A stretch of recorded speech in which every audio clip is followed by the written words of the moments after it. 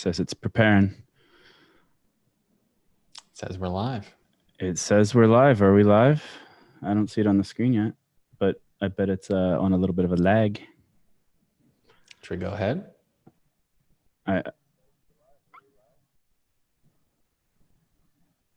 I think we are.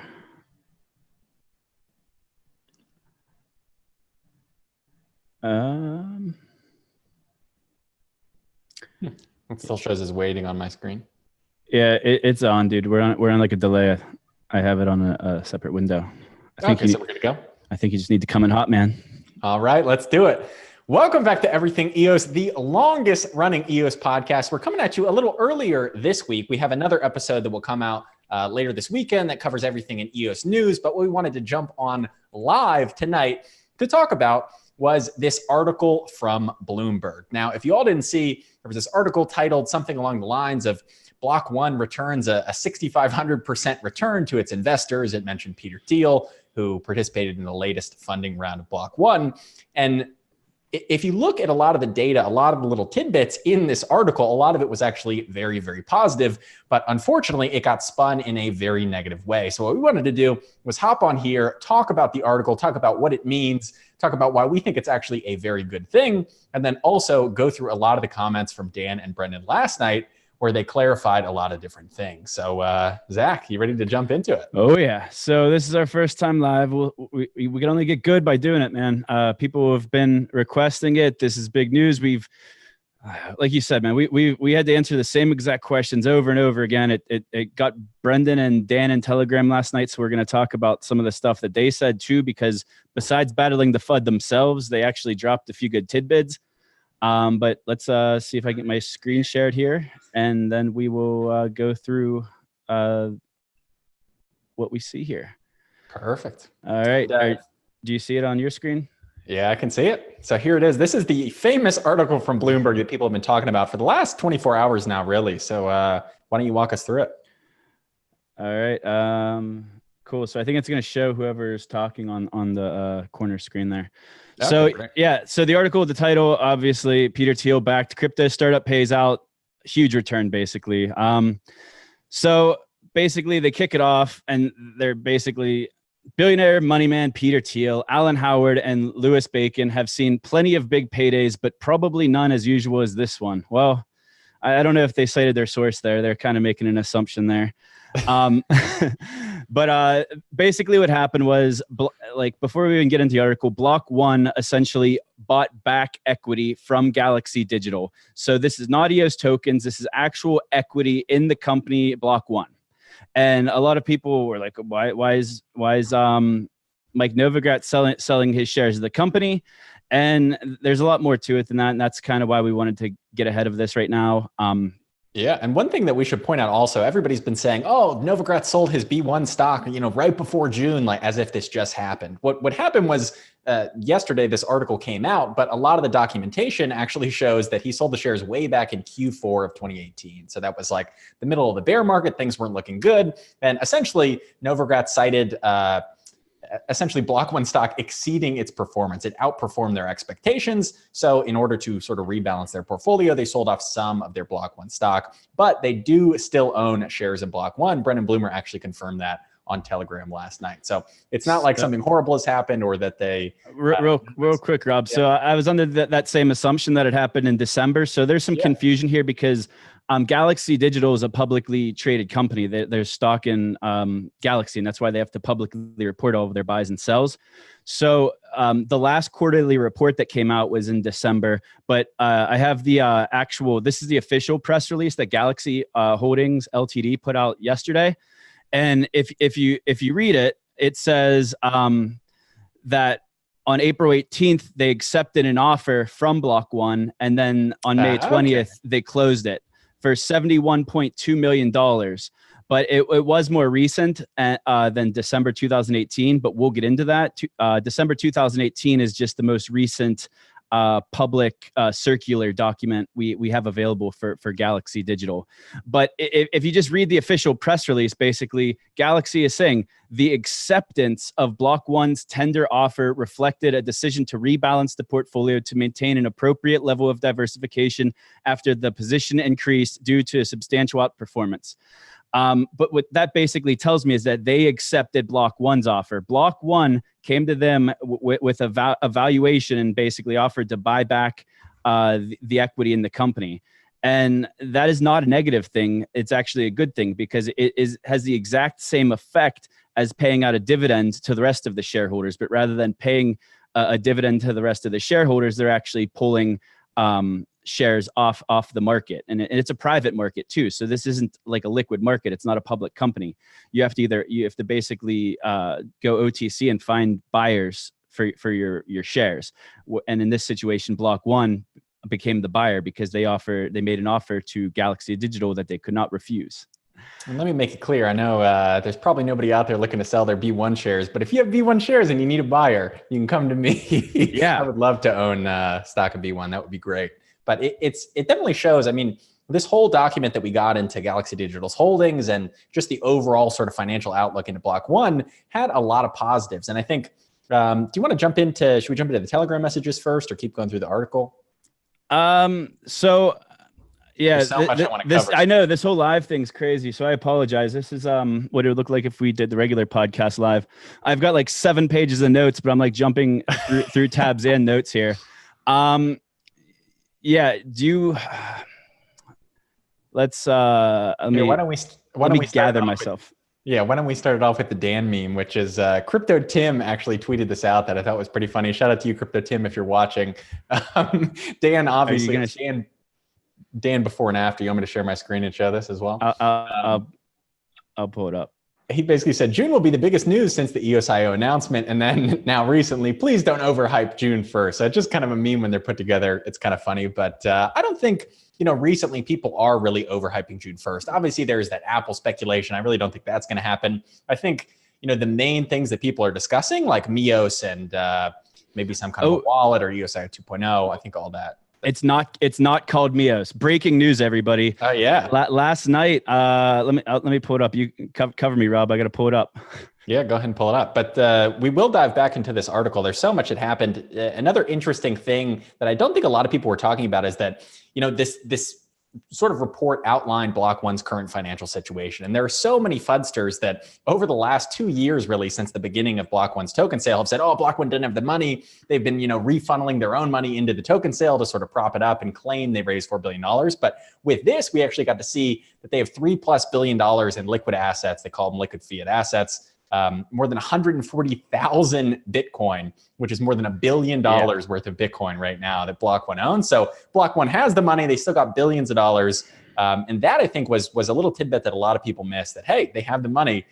This is great. That doubt kind of, in the back of everybody's minds can kind of be put aside. And Brendan even mentioned that they're getting close to having an auditor sign on to give everybody a real audit and confirm that once and for all as well. So here's the article you got pulled up.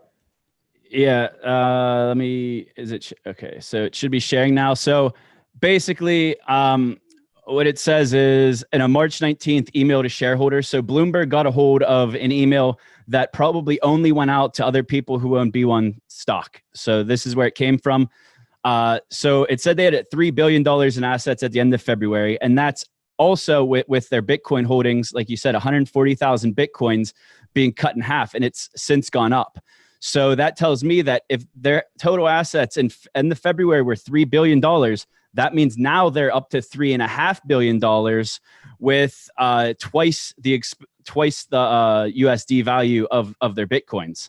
So absolutely. That's almost like if you account for all of the lost Bitcoins that are never going to actually like move ever again, that's close to 1% of the entire float of Bitcoin. So that's super bullish. Yeah. And the other thing is, most of the company's holdings, which is $2.2 billion, and we know that hasn't changed because it's fiat assets, the majority in US government bonds.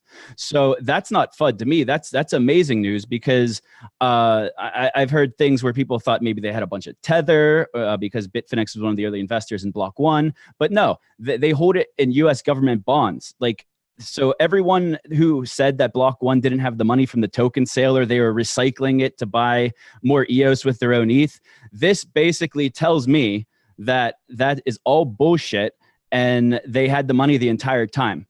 They closed their token sale in June 1st, 2018.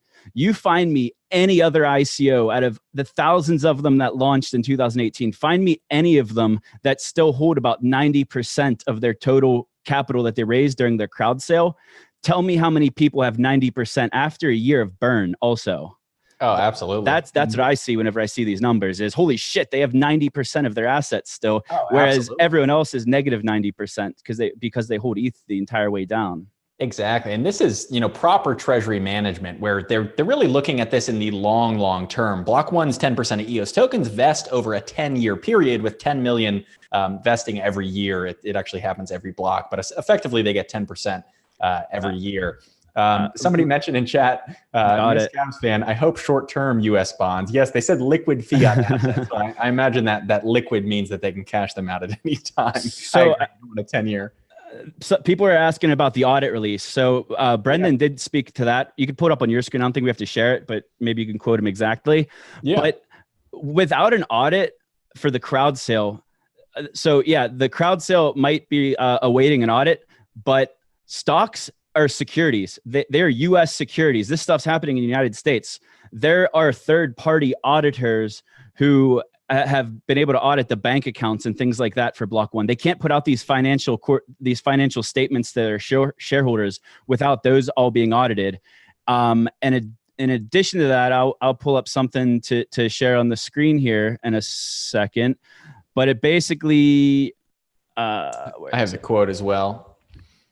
You go for it. I'll have mine ready when you're done. The quote from Brendan Bloomberg when it comes to the audit, and this audit we're talking about is an audit that basically, confirms the amount of money that they raised and then the amount of money that's currently in the entity. So he said, we've continued to work, this is from Brendan Bloomberg, CEO of Block.one. We've continued to work on educating our auditors and law firms to get them comfortable enough to accept such an engagement. And I feel we're very close. Keep in mind, we've also been through extensive due diligence by many credible investors, including Galaxy Digital themselves, who specifically explored this issue, referring to this issue being the audit and sort of that question in everybody's minds of, did they recycle it or do they have the money? And Galaxy specifically did due diligence on that as well. So this was very good. And they gave a lot of insight last night. It was kind of crazy seeing both Dan and Brendan in the EOS Telegram chat. Usually we get one or the other, but we were lucky enough last night to have both of them in there at the same time. It was pretty cool. All right. So I have something. It's from the quarterly earnings report from Galaxy Digital, which is all public information because they're a public company. So that should be back up on your screen. And basically, this is from June 2018. And prior to June, so the first buyback from Block.one happened in March 2018. If we look here, Galaxy actually added to their Block.one holdings. And this is back. So Block.one was doing a buyback. So they're clearing out early investor equity and buying it back. And at that same time, it looks like Galaxy also bought back into more Block.one. And that happened in March 2018. And it says it right here. They bought $33 million more of Block.one equity. So because if you scroll up to January 2018, they only had $17 million, or I'm looking at the wrong one. They only had $9 million of Block.one. I don't know if you can see my mouse here, but they went from January 2018, they had $9 million of equity, and then they bought more. So then while Block.one was doing their first buyback, which the article flooded it as if it was a bad thing, Galaxy was also buying more equity, and they're buying it at a much higher cost. By my math, with their $33 million of shares, they were buying them at about $1,200 a pop. So roughly 27,500 shares. And this is based on the math in the Bloomberg article. I can't keep going back and forth to show it to you, but so they bought at a higher valuation basically. And then it looks like the fair value is actually less than they paid. So they actually paid a premium to buy more Block.one equity because their fair value at that same time was less. But then this is the important part. It's back up on the screen. June 2018. I'll just read the whole thing. So basically, they increased their fair market value because at the time of publishing the circular, management of our third-party independent valuation. So that's an auditor. That's a third-party auditor that Galaxy Digital hired to audit, like to get a valuation of a non-liquid, privately traded stock of a company. So just to point out, it's slightly different than an audit where obviously they're going to go in and they're probably going to audit the amount of money that they have and things like that. But it's probably not a comprehensive audit. Just somebody who's coming in and giving a fair value. Yeah. So I don't know if they just got like copies of the bank statements. We don't know, but this is like securities fraud if you're fudging these numbers. So unless you're going to sit here and say that this is a complete fraud, and they're just screwed then. Well, and then think of the parties that would have to collude on this. I mean, there's so many people invested in Block.one themselves, but you have Peter Thiel invested, you have Galaxy who would have to collude and make up these numbers as well. And it looks like we get a super chat actually from Miss Capspan. Again, keep up the great work. Love the show and all your content. Thank you, Miss Capspan. Right. $5. That's awesome. What a way to start it off. So sorry, let me just wrap. Yeah, go ahead. I just want to wrap up this screen share. We're like all over the place. This is what happens whenever we go live. This is great. But basically, the reason the valuation went up. So what you see on the screen is the cost was $42 million roughly of Block.one, and it was fair valued at almost $73 million. The reason and the catalyst is what's highlighted here. During the second quarter, there was an independent third-party transaction that corroborated an increase in value. That means someone paid much, much more for these shares on June 30th, 2018. So that was basically the Peter Thiel, Jihan Wu, Alan Howard, and Louis Bacon investment. So basically, they paid a much higher cost per share than Galaxy paid back in March whenever Block.one was buying back stocks and Galaxy upped their stack. Between March and July, the value went way up and Peter Thiel and company paid a premium. So if you want to think that buying back these equity shares is so like bad from Block.one, it seems like that they made a great trade because they supposedly, according to the article, bought back I think like 15% or 10% of its stock a year ago. But then whenever Peter Thiel came in, it increased in value since their buyback. That's exactly like what's supposed to happen when you buy it back. And there's a good chance that after this buyback that the price could also go up. Absolutely. And this is a pretty standard thing with big companies like this. You know, you clear out the early investors, you give them some of that return to sort of free up room on the balance sheet to then bring in more strategic partners like the Peter Thiels, the Alan Howards, all these people. And I want to, let me share my screen real quick as well. I'm going to pull up there we go, Google Chrome. So this is an interesting tweet from Christian Angermaier, who apparently is actually an early investor in Block.one as well. And it's interesting. This is from 15th of May. So just a few days ago. And maybe he went there to get a preview of what's coming in June, maybe just to, get an overall update of the company. We don't know. But what we do know is he says, after visiting the Block.one team in Virginia, it's easy to see how blockchain is going to reinvent and disrupt most major technology platforms by empowering and driving value back to users. Can't wait for B1 June. And if that isn't a hint at some kind of a social media platform that pays their users, then I don't know what better hint we're going to get. I feel like that is something that seems more and more likely that is going to come out at B1 June the closer we get. And we're now, 10 days away now, 11 days? It's so crazy. 10 to B1 June and 9 until our event on May 31st. So anyone who's going to be in Washington, D.C. next weekend, if you're there a day early, on May 31st, starting at 6 p.m. until whenever, we will be at the Biergarten Haus in Washington, D.C. We have over 200 RSVPs so far. So if you did RSVP and you're not coming, please take that back. We sent an email out yesterday asking you to cancel your RSVP.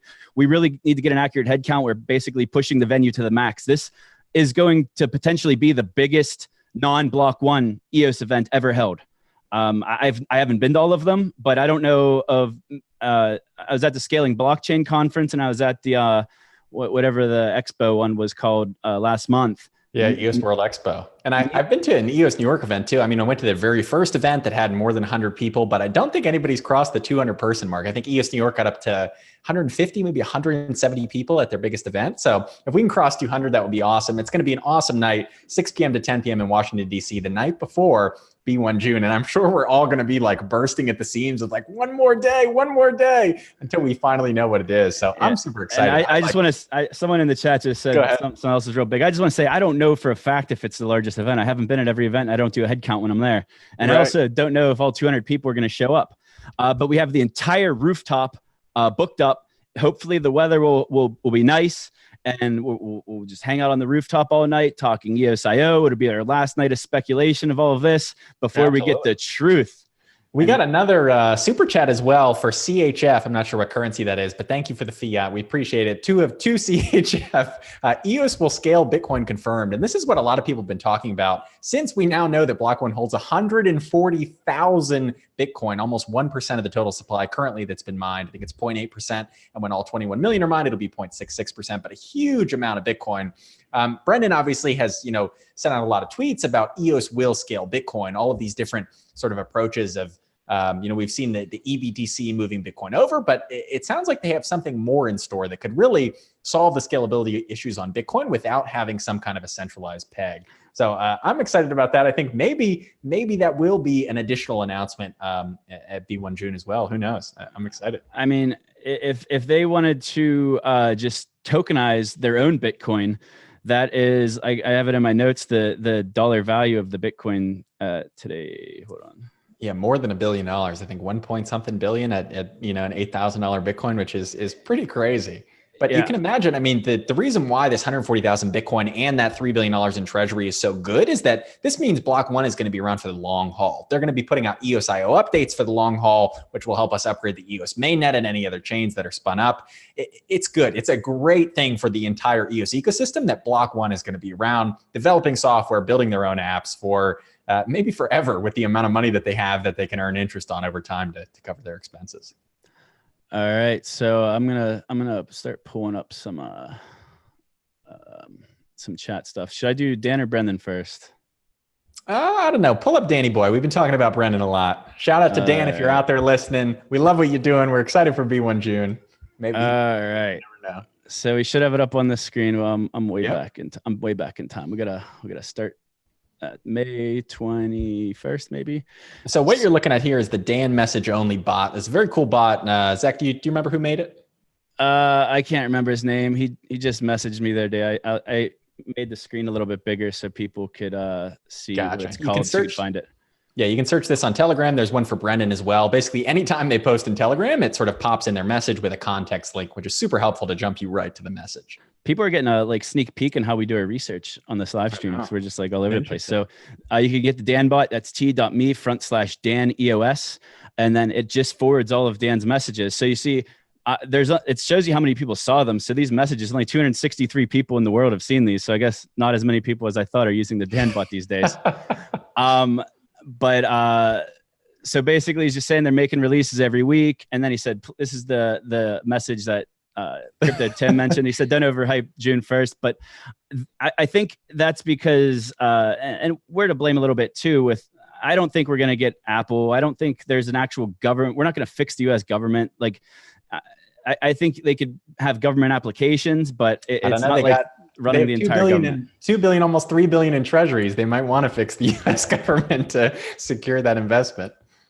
So I like this comment here. Is Vitalik on Telegram? So as much as people want to hate on over promising and talking in emojis, when was the last time Vitalik engaged with the Ethereum community on a regular basis? So I'm trying. I don't have. Another thing, our marketing has not begun. That's bullish. Yeah. And that goes on a previous comment that Dan said, something along the lines of our marketing will be like nothing seen before in crypto. So whatever they're about to launch on June 1st and then subsequently market to the masses to onboard them. We know that he said, they can't kick up marketing until they have an onboarding and retention solution. So whatever it is, it's going to be something you can sign up for. Maybe it is Mios or something with a slightly different name, that social media product. I like this one. Someone asked, what's the Block.one revenue model? He says June. So that probably probably, it's already been confirmed. They'll be releasing, what they say, like a 5-year roadmap. Do you remember? Yeah. Well, somebody asked, so Dan, what's the roadmap? Is it going to be, 3 months, 6 months, 1 year, 5 years? And he said all of the above. So I think 5-year roadmap, even if it will be things like, EOSIO 5.0 released in 5 years, I think it'd be pretty broad in the sort of long term, but I think in the short term, they might give us some nuggets of like what's coming later this year that won't be released at the event. So he's also said like he's retracting his original emojis, but he hasn't said which ones he's retracting. But I think it's like the burn steak one, if I had to guess. And then he's got a new emoji, which is basically like a peace sign. So what do you think he means by that? It's crazy because he said not only did he put the peace sign out, but he said, this has many meanings. So does it mean that there are 2 announcements? Does it mean 2 partners? Does it mean 2 chains? Like they're going to have a separate chain for this social media network that connects to the mainnet? I don't know. I mean, what's your take on it with this whole multiple meetings too? Peace on earth, solving the US government. Who knows? I don't know. So I think it could mean like, we talked about this privately earlier, maybe some sort of like chain split where, but like you could have multiple governance models using the same EOS token. That way there's no sell pressure. It's basically, you would decide which chain's governance you wanted to stake your tokens on.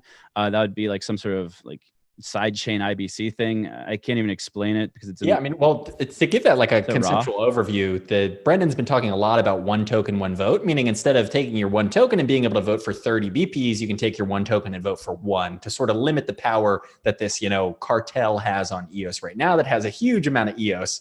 So it would be interesting if you could have both, 2 separate chains. You have the current one with 30 votes and another one with 1 token, 1 vote with separate BPs that still use the same EOS token. So there would still only be 1 billion EOS tokens, and you could sort of move it back and forth between the chains. That's obviously pure speculation, but a very cool concept that, like you said.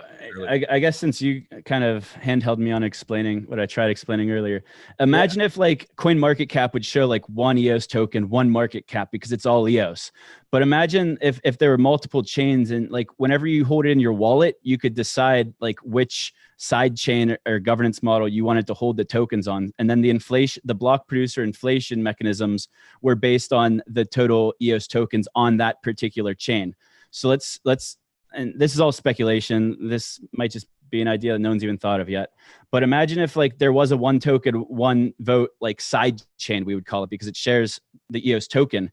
And 100 million EOS tokens decided to transfer to this version, this governance model on this side chain. And then all of the block producers on that network, and they would probably be block producers on both, they would get 1% of the inflation on that particular like version of the chain. And then on what we call the mainnet right now would basically get paid off 900 million tokens of inflation. I don't know. I'm not going to try to explain that on the fly here. I don't want to go on a tangent with the cartel on EOS. There were a ton of votes moved around on EOS today. The top EP getting 24 million new votes. We moved down a lot at Cypherglass, unfortunately, now at number 34, I think. EOS New York for the first time is actually almost out of the top 21, which is pretty crazy. But I did think that Dan's response to this was pretty funny. Somebody said, EOS has been controlled by 15 out of 21 Chinese VPs. How to keep it decentralized? And he said, have non-Chinese buy it. And that's the truth. Yeah, Occam's razor, the simplest answer. Yeah, it makes sense. But man, I keep thinking about that though. Imagine if you still had 1 EOS token, and like in your wallet, you basically it's like we always talked about being able to select like your arbitrator. So on every transaction, like this is like prior to the mainnet when we were like, this is all just an imaginary at that point. Like being able to pick your arbitrator. Would basically be picking the version of the like I don't want, it's hard to call it like mainnet, non-mainnet, but if you had a choice of where to hold your tokens, basically if the BPs collude and steal your tokens on that chain, that's your fault. You pick that chain. Like if you want to just stay put on the current mainnet, go for it. But I'm going down a wormhole there. I think that one needs to be explained in text. Definitely, yeah. Keep going through the messages. Looking through this is really hard to go live. That's all right. I mean, I think we're doing fine. People are saying they like the sort of rough back and forth. We got 132 people watching. Shout out to every single person that's tuning in right now. Super excited. All right. A lot of people in chat. I got some. Gabbo, how you doing? Yeah, I do like to engage. We have 131 people watching. Hello, everybody. Yeah. All right, so I'm back up on the shared screen here. It starts off with about the audit, and basically Dan said they've talked to all the top auditing firms. It's not for lack of trying, but the next one's what I like is someone's basically asking about face block, face chain, and Dan said you'll like our branding, which I'm a little skeptical of. But I mean, I just haven't seen it. I want to see it, but yeah. he confirmed. Let me switch to the actual chat here. People were like coming at Dan, and they're like basically just say deny it. If it's not true, deny it. And they were basically wow. So I mean, people were a little upset because he retracted his emojis. He said he didn't want there to be confusion. But I like this. I like that he's it's on him too. It's on us, of course, and everybody in the community to not overhype June. But it's definitely on Dan as well. So I like that he came out and said no Apple partnership, no government partnership. So, but at least we know what's not coming. He did not say no Facebook. He did not say no Telegram. Interesting. And that people doesn't ask, hey, Facebook, and he no response. That doesn't mean it's happening, but he didn't say no. So that's basically all I'm saying. But it moved on to someone asking about MEOS, and then Dan said, "Do you love MEOS?" And then we got another 5 Swiss francs, by the way, from XX, who just told us that their Swiss francs was the top 21 incident today, a hostile takeover by China in the exchanges. Swiss francs, by the way, safer than U.S. bonds. I don't think I would call it hostile. I mean, this is DPoS. If you own the tokens, you have that voting rights on the chain. You can vote for whomever you want to. And I think it's worth keeping in mind, even though this group of people has an insane amount of tokens, because of that, they're heavily incentivized to make sure that EOS does not, for lack of a better term, go down the drain. That they're not in here to try to kill the chain. They're in here to try to add value to the chain because they are going to make a ton of money by doing that as well. Sorry, Zack. Yeah. So up on the screen here, Jack O. Lanterns straight up said Facebook partnership was never dismissed. So he observed exactly what I saw. And then people are just saying like EOS, MEOS, blah, blah, blah. And then Dan specified, this goes back to the beginning when I said it's not going to be called MEOS. He said it doesn't have EOS, and then that meme needs to die. So I guess we could stop calling it MEOS, but I mean, it's kind of like a code name within the EOS community right now until we see the real name in June 1st. But that's an insight we got last night from all of this fudding around and trying to explain the situation. We got confirmation that it's not MEOS. That's so interesting. And also it makes me wonder what that trademark is for. Maybe they'll just throw the trademark out. That was like an initial name, the 2 different MEOS trademarks, or maybe some component of this will be called MEOS, like some way to store it. Maybe that's your identity, me on EOS or something, who knows? But that's interesting. It doesn't have EOS in the name. I think that's the right move for this mass adoption play as well. Another interesting thing is like that part of the chat that I had up on the screen most recently, it was like right before that Dan and Brendan both signed off around the same time. They're like, all right, guys, going to bed, like back to back. And it was like right at the same time they're getting hammered with, you didn't say anything about Facebook. Like they're getting called out specifically for it. Quick, dodge the question. It's interesting. I mean, that would honestly be the last partner I would have guessed. I would have guessed if any huge company is going to partner with them, I would think Apple over Facebook or, some other company, Airbnb, I don't know, Uber, maybe they're going to issue tokenized stock on EOS. But the fact that they're not directly denying Facebook, but they directly deny Apple is definitely very interesting. I mean, did you say Brock said something on Twitter? You want to pull that up and share it? Yeah, I'll see if I can find it. So somebody basically tweeted, here, you go ahead. Yeah, I mean, well, I'll just kind of talk through this so what Facebook's trying to do, like all that's really confirmed is that they want to create a Facebook coin, which will basically be a stable coin for Facebook. But that's like a small vision because they really need to secure their data. I don't think that's lost on them that the way they're doing business, like it can't last. So if they could just use EOSIO as their base, like why would they build a blockchain from scratch? So that doesn't mean that they're going to use EOSIO, but it means like if you were in Facebook's situation, it's kind of like if you're going to build a website. If you're going to build a traditional web app and you needed a database, would you want to like write the entire like code base that creates a SQL database yourself, or would you rather just use the open source tool that already exists and then just build what you're really trying to build on top of it? Absolutely. And here's the tweet from EOS writer. Shout out to you, Kenny, if you're in the chat watching. He says, Facebook building an EOSIO, and tags a bunch of people. And Brock Pierce right here, this is what we're after, says, replies to this. And this is interesting. The big updates are a secret until June 1st. 9 retweets, 83 likes. So not coming out and saying, no, guys, it's not Facebook. Again, Dan in chat explicitly saying it's not Apple, maybe it's Facebook. I think we should probably, as I'm hearing myself, we should probably move away from Facebook so that we're also not overhyping it. But it is so interesting that he didn't explicitly say it's not that. I mean, let's just specify, like, this probably isn't happening, but it's just not ruled out. We don't want to create ridiculous, wild speculation, but we're just speculating on the information that we've been given. We've basically seen it all, and we're coming to this conclusion that we can't rule it out. It's highly unlikely, but we can't rule it out. Like, Teal is still on the board there. So let me go back to Brendan Bloomer. So we only went through the Dan bot. There's actually a Brendan bot too, and I'm gonna pull it up on the screen and plug that one too. It's made by the same guy. But everyone who tries keeping up with all this stuff, I know how difficult it is. So like follow these bots. It's t.me/Brendan Bloomer EOS. And Des Best is the author of this. I've talked to him before. He's a cool guy. He just does this. He doesn't monetize it. He just does it for the community. So I got the Bloomer talk up.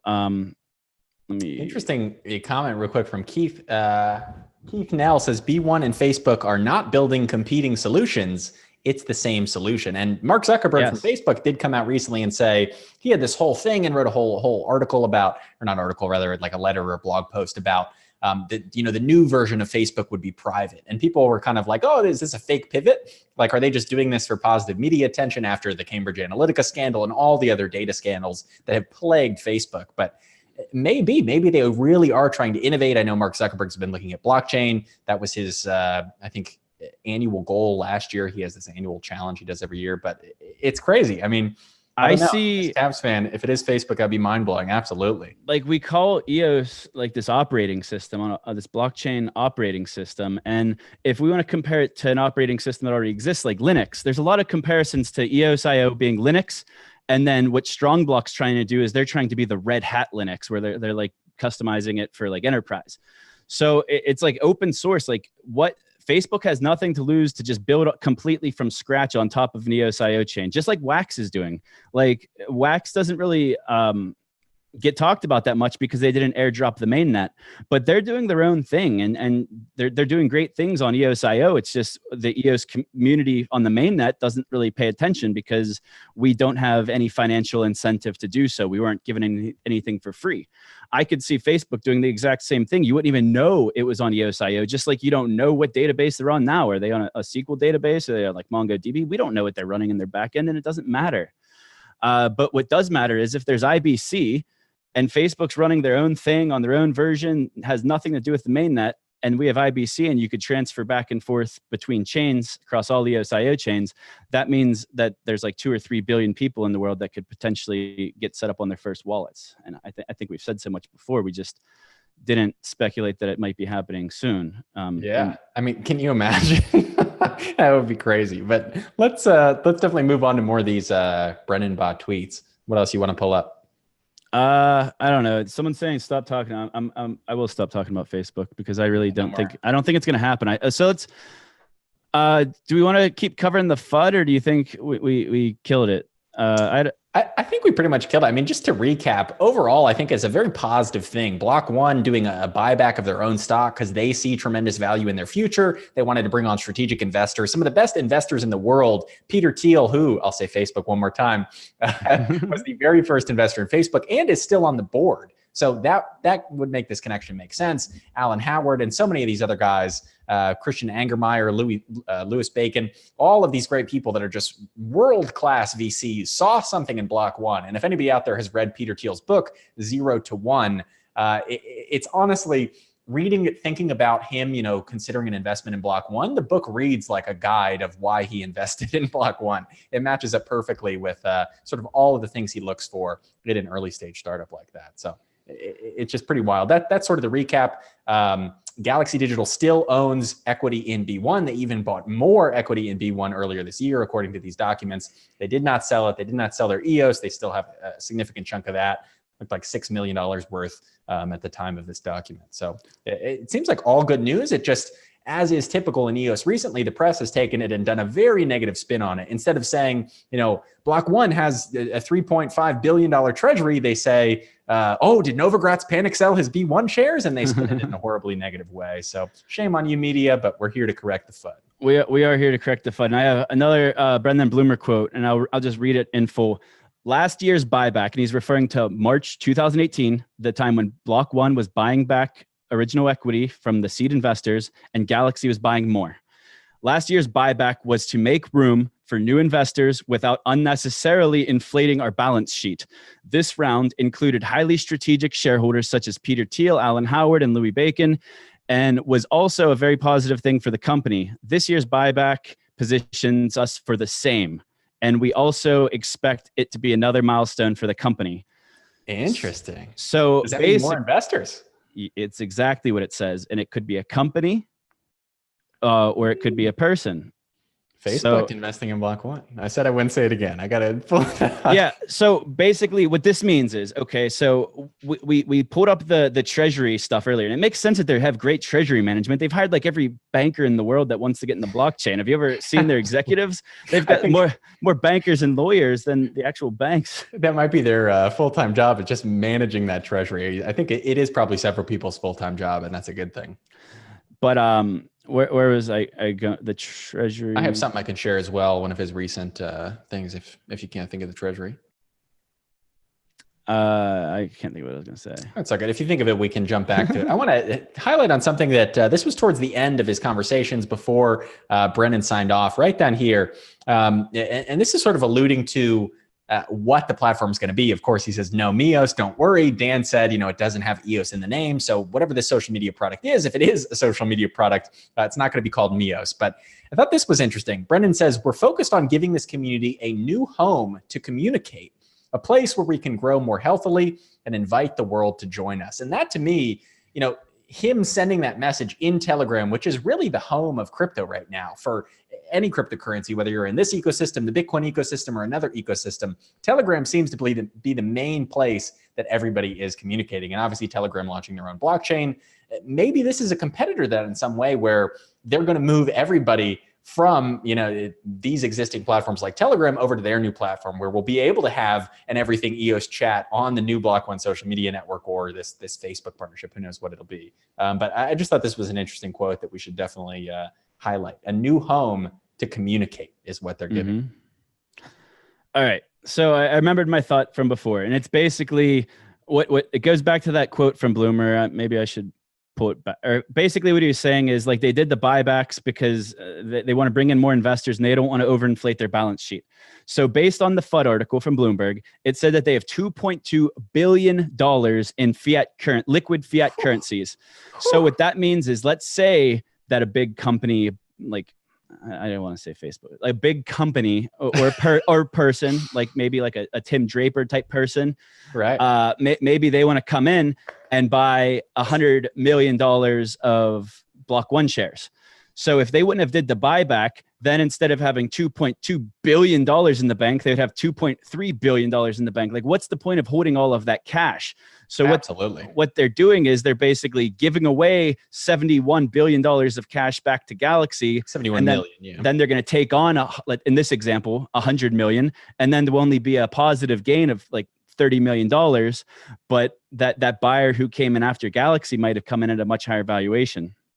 Absolutely. And I mean, to your point, they really don't need the money. Same reason why when the Peter Thiel investment came out, people were saying, well, how much money did they put in? And honestly, it doesn't matter. If Peter Thiel put in $0 and got equity, that is honestly a net positive for Block.one. The expertise that he brings, the sort of industry insight into bringing a product like PayPal in the past to mass adoption. And now, of course, his connections at all these major companies, the board seats that he holds, the heads of state that he knows. He's a well-connected man, and so are the other people. I got some great it's not even speculation. It's just the truth.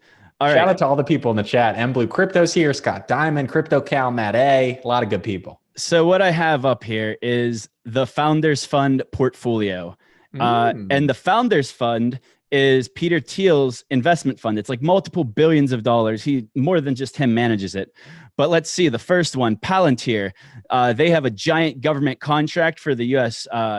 Military. I think it's the Army. It's like a $700 million contract. They just got SpaceX, Tesla, Airbnb, Oscar, Facebook, Stripe. I don't know all these companies, Spotify, Cloud9, Lyft. Yeah. So the Oculus, Niantic, come on. Wow. That's These Pokemon Go. So basically, this is the value that Peter Thiel adds to Block.one is he owns equity in every one of these companies. He is one phone call away from every single one of these executives from any of these portfolio companies. Credit Karma, don't know those ones. Twilio is a cool one. Absolutely. I mean, these are huge companies. You can tell Asana investing in the best for sure. And we got another a $10 super chat here from Ferris Al-Qasid. Thank you so much, Ferris. We really appreciate it. He says, shout out, go EOS when moon, B1 June. And great job, guys. We appreciate your hard work. Hey, thank you, Ferris. We appreciate the donation. It helps us keep doing what we do. So people wanted me to say something about Tomorrow BC since I brought them up from the dead last week. Yeah. Tomorrow BC is managed by one of the same managing partners as Tomorrow Ventures. This is Eric Schmidt's, like Alphabet, Google. Eric Schmidt, this is his personal fund. So the companies aren't nearly as sexy as Peter Thiel's, but this Remitly company, I'd keep an eye on this one. If I had to guess any of those that could benefit from blockchain, I know a little bit about that company. Have you payments, I guess, heard of any of these other ones? Like this isn't nearly as cool of a portfolio, but it's still Eric Schmidt's. Like this is supposedly, from what I've Googled, his like personal like investment. Well, I think what we should clarify as well, what we're talking about here, Tomorrow BC, Blockchain Capital, was one of the EOS VC funds as part of this $1 billion dapp fund that Block.one set up. They put out $1 billion to all different funds, Galaxy Digital, SVK Crypto over in London, FinLab AG, and a couple others. Tomorrow BC was one of them. But shortly after that announcement, we didn't hear more from Tomorrow BC, and then it got removed from the Block.one website. But it seems like maybe they're heating up now to make an announcement. Maybe Tomorrow BC will be a part of this B1 June. I don't know, but they have close ties to Eric Schmidt. And like we talked about, I think in the most recent episode of Everything EOS, was that Eric Schmidt actually stepped down off the board of Alphabet earlier this year. And why would he do that? He's built his legacy at this company, Alphabet, that owns Google, all of these amazing products they put out. Why would he step down from a company that he spent his entire life working on? Maybe it's a new opportunity, something at Block.one that excites him even more about building that next version of the internet. And shout out to you, Rochelle. Another $5 donation from her as well. You guys are on fire with the super chat. No message, but I see you a lot in Telegram and man, we've been running this podcast for free basically for over a year. Maybe we should have been taking these donations a long time ago. Yeah, those super chats. That's awesome. We appreciate it. That and the merch sales at everythingeos.io. It definitely helps us pay the bills and keep the lights on here. Rob, I think this might be the first time I'm showing you something, so you might want to look at the screen share here. It has to do with, so let me backtrack. Anyone who's been following us, do you remember the Liberland news, Rob? Yeah, Liberland, that little, it's like a couple square miles, but it's a country that no laws or something along those lines. It's like this Republic of Freedom. And do you remember, so I have the Ghostbusters up on my screen on LinkedIn.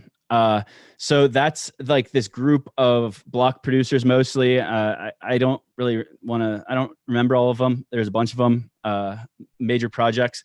And Ghostbusters X was the company that was consulting with Liberland, which is building like a sovereign nation. The nation already exists. They're just using EOSIO to build out their entire government. So that's going to be like land records, voting, title registries, all at this Liberland. Okay. So the Ghostbusters. And shout out to Justin from Infinity Block for sending me this link to the Ghostbusters on LinkedIn, because what I did was, and everyone's getting a live view on how I get into my rabbit holes here, my wormholes. While you keep explaining this, I'll be able to hear. I'm going to run to the restroom. I drink a lot of caffeine. So I'm sitting here. I click on employees. Who are these employees here? And so a lot of these are common names that we see in like EOS, from EOS Sweden, HK EOS. But then there's this one here, Rocket BC. If you've heard of Rocket BC, it's Jay's company. I think they're soliciting people to submit their dapps or to register to volunteer to like review dapps for them. But they're basically working on like a studio to incubate dapps. I'm probably messing this up, but this is Jay's company here. But if you look at what else he does, he's also a consultant for Tomorrow BC. And Tomorrow BC is, as we know, that's Eric Schmidt's VC fund. Or not Eric Schmidt. I'm sorry. It's not Eric Schmidt's VC fund. It's Derek Rundell's VC fund. And Derek Rundell is a managing partner at Tomorrow Ventures. So, and he started November 18th to present. So that means he just started there in the fall, which means like the reason I thought Tomorrow BC was dead was because their Twitter was dead since May 2018. But this just tells me no one's managing their Twitter. But then if you look at what he's also doing since January 2019 to present, he's also a tech ghost junior, which is he has the Liberland link there. Wow. This is Jay from HKEOS, the block producer. Yeah. You know, Jay, he's pretty, Jay's like involved with everything. Like he's real into all the governance. So this makes sense. But, oh man, Jay's been holding back. I didn't know you worked at Tomorrow BC, Jay. What is this? Since I'm blowing him up, we gotta pump up his Rocket BC for him. I'm gonna pull it up. So Rocket BC, we're gonna show everyone what Rocket BC is. We're gonna hype it up for him. Here you go. Here's my cat, Jay. By the way. This is Billy, and he wants to say hello. So Rocket BC, not a whole lot about them. They're basically helping engineer products. Some people from EOSIS are on his team too. So check out Rocket BC, since I blew up your cover with Tomorrow BC and everything else in the Ghostbusters. Hey, it's on his LinkedIn. It's not like he's trying to hide it. So I got to check out the live chat. What do you guys think in the live chat of someone consulting for both Liberland and Tomorrow BC? Yeah. And reminder, Tomorrow BC is being managed by the same managing partner as Eric Schmidt's fund. And speaking of that live chat, it looks like the gang is out in full force. Shout out to you, Crypto Fees, and the rest of the gang that came to hang with us here on Everything EOS. Crypto Fees says, nice, bro, when you Effect AI coming to the pod. Oh, nice. Get Effect AI over on a podcast over on the gang. Check that out. If you guys don't know Crypto Fees, click on his name in chat. Great EOS channel. Very, very chill. There's some cool live streams. The gang. So is there any other projects that we never talk about that like, I think we're out of gas here, so we could just kind of freestyle and see if there's anything we've ever missed. Is there anything that we don't talk about on the regular podcast? I think what we never do on the regular podcast, because not live, is we never take questions. So if you're out there, you're sitting in the live chat, you're like, I have this itching question. Type it out. Let us know. What's the question you have? Is it something about B1 June? Is it something about what Brendan said? Maybe you missed the earlier part. You want us to recap something on that article. Let us know. Type it in the chat if you got a question. And we're on a little delay here, so we're going to wait to see. Ryan Charleston, welcome to the chat. BC. I mean, what are your thoughts, Zach? Going in, while we wait for some people to type out some questions. Oh, here we go. Rochelle says, Rob, where can we get prints like you got from SVK? It's amazing. Thank you for watching that video I put up today. SVK sent me these huge prints. It's basically sort of a parody on the Pink Floyd, Dark Side of the Moon album art with the EOS chestahedron instead of a crystal. I don't know where you can get them. They're limited edition prints. You can check out SVK Crypto in their Telegram, SVK Crypto Crowd. And see, maybe they'll send you one as well, or tell you how you can get one. We could pump Bonds too. What's Bonds' site to buy these things? I think you just got to DM him in Telegram. I think it's eosart.io. Oh, there you go. Yeah, the website. So he's got the classic chestahedrons, super sweet. I don't remember what I paid for it. I did pay the same price everyone else pays. We got called out for that. I paid for all of this, and my EOS is like doubled in value since then. So I paid a lot. And then I got the new one too, but I don't like the new one. I don't like the new one as much as the old one. I like it. That's like the refined Block.one logo. I do have the old ones, the 3D chestahedron. This is a 1 of 3. I forget what he calls that, but it's very cool. And I have a couple others, but we got more questions as well. Mr. Mad Max 478. What are the chances we get 1 token, 1 vote? What do you think, Zach? What are the chances? I mean, it would have to get a 1521 block producer multi-sig, and we just saw the entire top 21 just shifted. So I think someone needs to ask on WeChat if they'll vote for it. Yeah. I mean, it's fine. I mean, they own all the tokens. This is DPoS, man. It's liquid governance. If they own the tokens, they control our consensus. It's absolutely. It is. We knew this going in. Inspiration Investing. Are you guys going to the $100 EOS party in San Diego? I will be there. I cannot wait for that party to be thrown. That's going to be awesome. Who's coming? Who's coming to the Everything EOS party next Friday? Let us know. I cannot wait. It's going to be so cool. We got another super chat as well from XX again. Another 5 Swiss francs. We're loading up on Swiss francs today. Should we talk about how B1's new social media is called Catena? Ooh, what is it called? I don't know. I hope not. It's a little hard to. Where are you seeing this? Am I on a delay? It's the super chat for CHF5. And he gives an IP address. I don't know. I wouldn't type that in. I trust Mac. I don't. Well, I guess I shouldn't trust anyone, but I like Max Moon. That's nice. Asia says, "What do you know about Boyd?" Boyd's pretty cool. You can earn crypto with your PC. I do like Boyd. I'm a fan of what they got going on there. Very community oriented. Crypto fees from the gang. Have you guys heard the new June 1st track? No, I haven't. No. Post the link. What? Yeah. Let's listen to it. Let's pull it up. See if we can get that going on stream. Mark Woods, shout out to you. Mark Woods has been tremendous in helping us set up this Everything EOS event on the 31st of May. So a huge shout out to you, Mark. We really appreciate it. And honestly, we probably couldn't have done it without you. So thank you for being so cool and helping us get that set up there in DC. Platos Roman, why haven't BPs voted on the 4% inflation referendum? Cypherglass voted. Ask the other BPs and their individual channels. So, here's one. I got a question for you, Zach. Do you want to drop something in? Go ahead. No, I don't have anything. This is Inspiration Investing. What game are you looking most forward to playing on EOS? And I got one for you, and then maybe we can do a little giveaway here, and I'll give my answer. I think everyone knows at this point. If your favorite game you're anticipating is not Blankos, you're not paying attention. It could be like the next Minecraft, as far as like the level of gaming experience and how big it could possibly get if it goes viral. So Blankos, of course, I didn't get to play. You're one of the few people that got to play Blankos. I think I know where this is heading here. Hey, we got a bonus blank. Oh, I shouldn't show the code. Okay, I had it covered. We're good. We have an extra multi-Blanco here. This is one exclusive Blanco from the South by Southwest event. There are not a lot of these out there. If you want one, we're going to do a quick giveaway here, but let's answer a couple more questions so we can figure out how we're going to give this away. Somebody says, what about PEOS? You guys know I'm a big fan of PEOS, private untraceable transactions on EOS, but do your own research because you can get wrecked pretty easily. So have you talked to Kurt with D-Mail about PEOS? Like he thinks that he'll be able to wrap the mail token with I don't understand it completely because it's like 2 weeks ago. But that's what we're thinking. He could anonymize. Yeah, right now a mail token is essentially a reusable stamp, right? So I stamp my message with one mail token. I send it to you, Zach. You get to keep that mail token so that you can send a message back for free. And then it's sort of this token economics are designed so that basically nobody has to ever buy the token. It's just totally free to use. But imagine if instead of sending that message with a mail token where you can just see on chain, hey, I sent a message to Zach. That's all you can see. You can't see the message contents.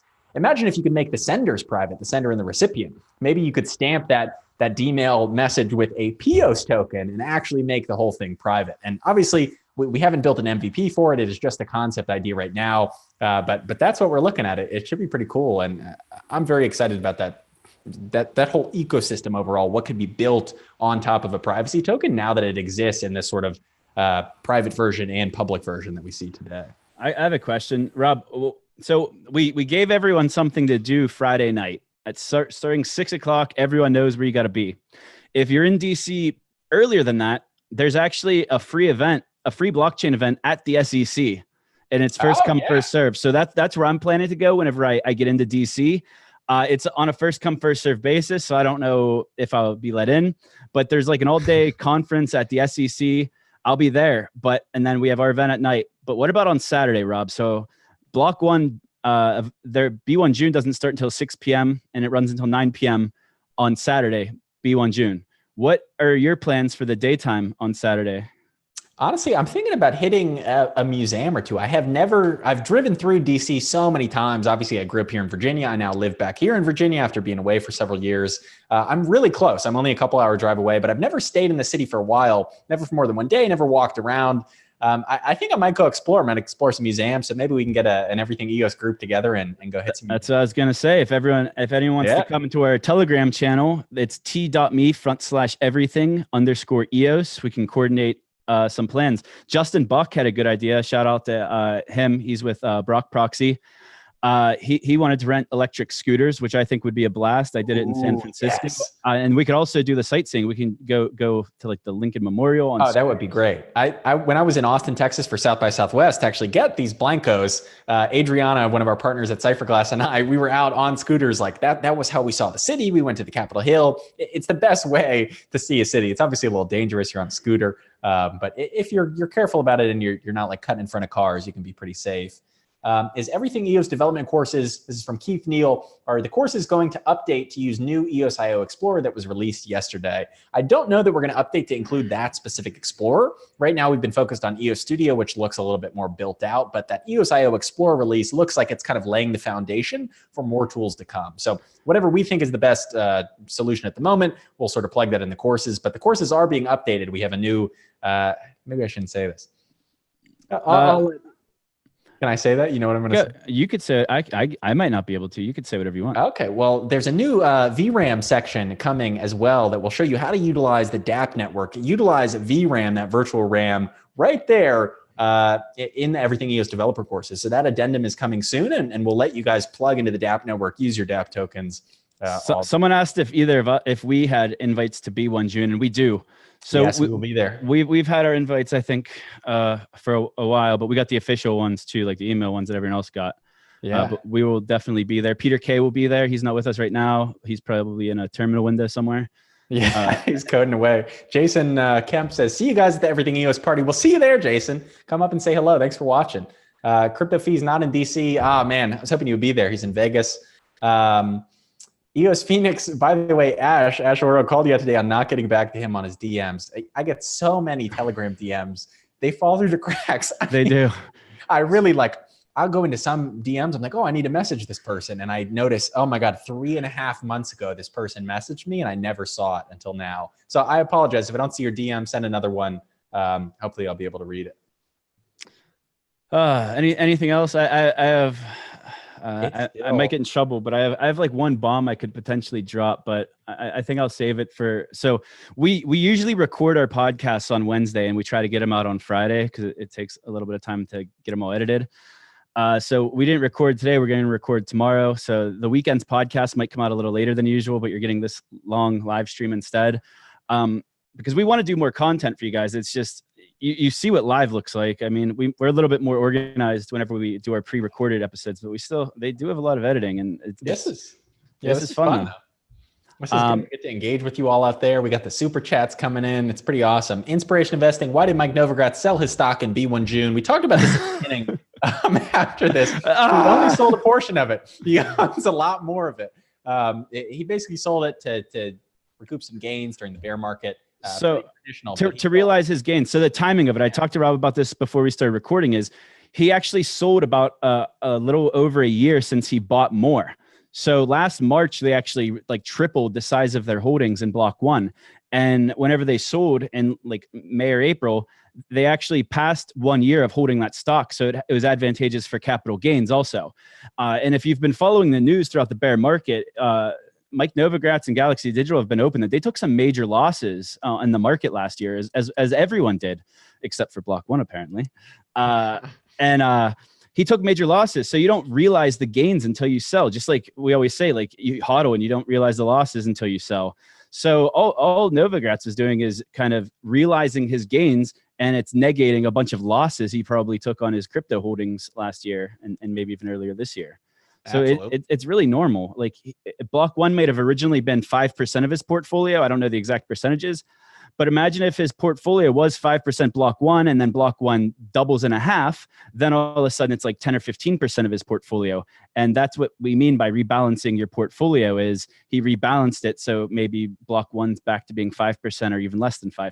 So This is very normal in managing finance. And I think it would be crazy for Novogratz. Obviously, Novogratz isn't the MP, the managing partner of the fund. That's Sam Engelbart from Galaxy Digital as well, who sort of oversees the EOS side. But they have a $325 million EOS VC fund.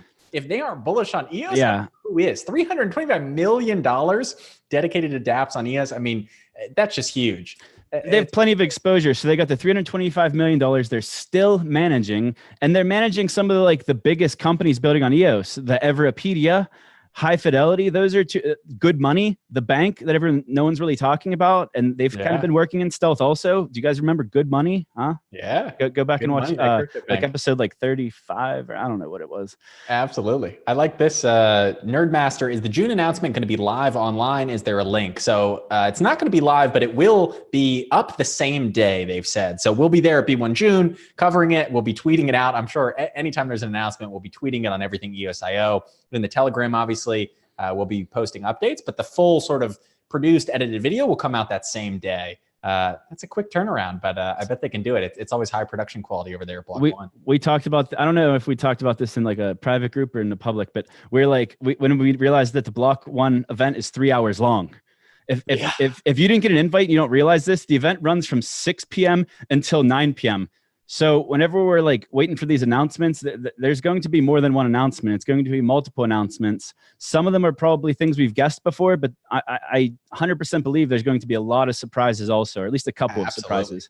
And honestly, 3 hours, I mean, that to me says demo. Like there's going to be a demo of some kind of product. It can't just be talking about announcements. Hey, here's this thing. Here's EOSIO 2.0. Hopefully, here's, this social media network, these partnerships. There's got to be more than that. There's got to be some kind of demo to take up 3 hours. So whatever it is, they're going to be showing it off. And I'm so excited. Well, we were speculating about swag, remember? So we're hypothesizing that the first 30 minutes will be spent handing out swag. So if anyone was at any of the global hackathons, you basically paid a $10 ticket to participate and you got like $300 of free swag. Oh, it was incredible. Block.one takes care of us. And I've worn that stuff. I use the backpack everywhere I go for my laptop bag. Yeah. So I hope we get some swag. Oh, I'm sure we will. Some B1 June swag that they'll be passing out. It's funny that people saying that it'll be 2.5 hours of passing out merch and 30 minutes of quick announcements, but I don't think that'll be the case. I mean, it would depend on what the announcement is, but I'd be okay with that. Yeah, absolutely. That's a lot of merch. 2.5 hours. But it's going to be cool. I mean, the venue that we're going to is obviously pretty huge. It can fit a lot of people. There goes my other cat, million across the screen there.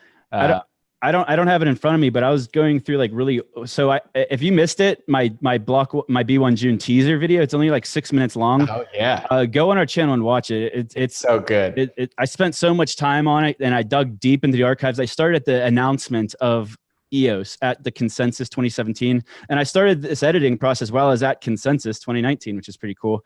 Yeah. But I was going way back in some of the quotes from like Dan and Brendan in Telegram. And do you remember whenever the blockchain live event was like right around the corner? We thought there was going to be releases then back in like October. Oh yeah. Back in October, whenever people were hoping for releases in London, Brendan said like, we're going to have them soon. And when we do, we're going to have a big event for it so people can attend. Right, a standalone event. And here we are finally, June 1st. It's coming up. It's really amazing if you look back on everything that's happened, that the community has done, that Block.one has done in releasing these EOSIO software updates that were coming up on a year of the EOS mainnet. It's pretty amazing everything that's happened in that time. Should we do this giveaway? Yeah, how are we going to do it? You want to have people guess a number again, and we'll pick it based on live chat. Okay, so you got to clarify that they got to reorganize their chat to be in. Yeah. So at the top of your chat box, it'll say top chat. Switch that to live chat, and you'll see the messages in the same order as they come in. So what we're gonna do? You want me to send a message to you, Zach, with a number? Mm-hmm. What number? 1 to what? Let's do 1 to 100. All right, I just texted Zach a number. Everybody in the live chat right now, type it out, 1 to 100. Whoever picks the right number that I'm thinking of that I just sent to Zach will win this limited edition multi-blanco that you'll be able to use in the blanco game. We're going to pick the first one that comes up that picks the number right based on the way we see it on our screen. So if you see it in a different order, we can't help you out. Oh my God. Any number 1 to 100. I saw a winner. There it is. Charles Fuchs, I think is your last name. Charles guessed number 1 for B1 June. That's why I picked number 1. You're going to win this multi-blanco. Please send me a DM at Finchify on Telegram. I believe we've spoken before, so I'll know it's you. That's great. So many people out here. Boom from Charles. Hey, you got it, man. That's awesome. Congrats. This is going to be cool when Blancos comes out. You can be this multi-blanco. You can sell it. You can blend it with other Blancos and make new ones, kind of like CryptoKitties. It's going to be cool, and these are limited edition, so congrats on that. Andrew Bryan, you're a little late with the ones, my man, but I appreciate the hustle. I respect. So do we have any? I think so. We cleared up some FUD. We started some news speculation on Tomorrow BC, I think, and Ghostbusters and Liberland, which I think was the first anyone's ever talked about that stuff publicly. Do you have anything else you want to hit? And before we peace out here, we'll do the deuces, the Dan Larimer emoji. I have one more tease. One more tease. Ooh. So I've been in touch with Someone who in 2016 was attempting to run a parallel US election. That's the hint. Ooh, If you've been watching the podcast and you remember a particular company in 2016 who was going to run a parallel election on BitShares, I might have gotten some scoop on what the plans are for, the 2020 election. My cat is over here saying, "What? You got a scoop?" She's coming in the screen. She's behind the computer now. But thank you all. I think that's a good place to wrap up. Yeah. Yep. I just want to say that it's not a certain thing. We're gonna drum up some support, and you should be hearing something soon in the next couple of weeks. Perfect. And if you all like this live stream, let us know in the live chat. Maybe we'll do all live shows from now on. Maybe we'll do more of these. It's a fun format for us because we can come on and just talk about all kinds of stuff, whatever's relevant right in the moment without doing any of the editing. So this was great. Thank you all so much for tuning in. Once again, this has been another episode of Everything EOS. You want to kick off the outro? Oh, man. All right. Once again, I'm Zack Gall. Let's time it up. I'm Rob Finch. And this is Everything EOS. All right, let's get on three. We'll do a go EOS. You ready? Everybody at home can do it with us. You're sitting there watching on the TV, watching on your phone, your computer. Do a go EOS with us. Here we go. One, two, three. Go EOS! Woo! We'll see you all later. Check out Everything EOS this weekend for another new episode.